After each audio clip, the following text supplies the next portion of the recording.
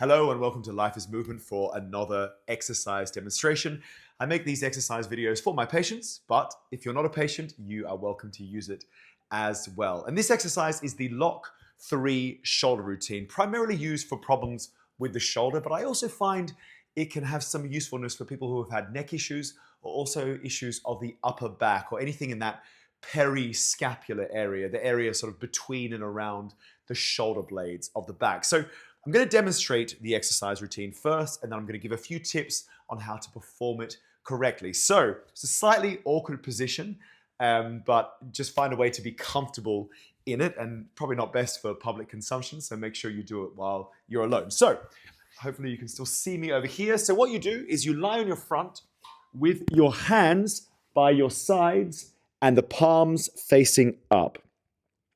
And what we're going to do from this position is we're going to do 20 pulses in an upwards direction with our hands. So that's 2, 3, 4, 5, and let's pretend 17, 18, 19, 20.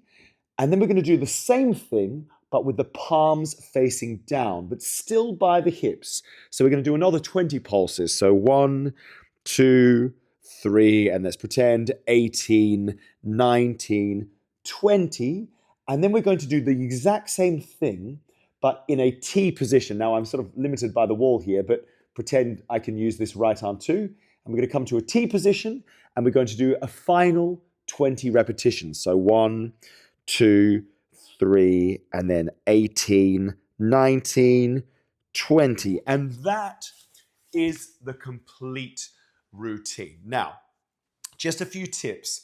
When you're lowering the arm, so you've come up and you're lowering the arm back to the floor, I want you to think about control and trying to lower it as gently as possible. Sometimes people give the cue of you're lowering your hand onto an eggshell that you don't want to break. Another cue is often, particularly about halfway through that second position, people find that they start to get a bit of a burn in the triceps, the back of the arm. If you're experiencing that, that's not bad. Doesn't mean you're doing it wrongly. But I would encourage you to think of a bit more of the movement coming from the shoulder blades themselves. So rather than just moving at the shoulder joint, you can get a bit more range of motion by thinking about squeezing those shoulder blades together. That tends to be particularly useful if you're using this exercise for neck or upper back issues. And the final point I wanted to offer is that you don't have to start by doing the full routine. I know, particularly people who are quite acute or just getting started with this, I often recommend you start with maybe 6 or 7 repetitions in each position. So 6, 6, and then 6, and then just build up from there. So you don't have to start by doing the full 60 repetitions in totality. Start with a small but meaningful amount and build up from there. That is the Lock 3 shoulder routine.